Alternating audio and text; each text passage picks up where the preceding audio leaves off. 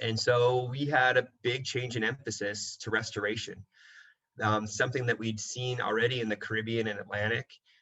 They have had a lot of different coral issues over there.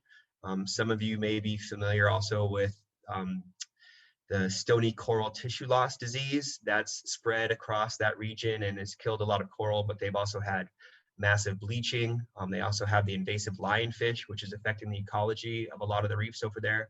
And I feel like in the US, because that area is so much closer to home, you hear a lot about what's happening in the Atlantic. And so they have had nursery and restoration efforts that are happening for more than a decade. In the Pacific, especially out here as far away as we are, we thought our systems are different enough. We've survived some of these other environmental disasters and bleaching events that they've had. You know, maybe we're on a different tangent. We won't necessarily hit the same challenges they will. And then just boom, in that 6-year period between 2012 and 2018, we realized, you know, nope, we're actually not so different from them. And we're going to need to borrow heavily from some of the lessons that they've learned and tools that they've developed. So we went ahead and jumped right in, borrowing from their nursery tree designs that they had had so much success with.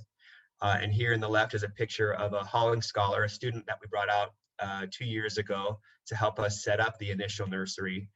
And in the time since 2018 in that work, I've changed almost 90% of my effort now is either finding funding or supporting nursery and restoration efforts in our region. Where, you know, 4 years ago, restoration was something completely in the background and certainly not a key focus of my skill set. It now has become front and center in just about all of the decisions I make, because so much now requires us to reset these reefs if we want them to have a chance. Otherwise, we're going to have a completely different looking ecosystem out there. And, you know, like a lot of scientists and managers, the goal really is to make sure that the students and in our kids, my daughter's, you know, 4, can go out and see the things that we were able to see when we were growing up or when we were working.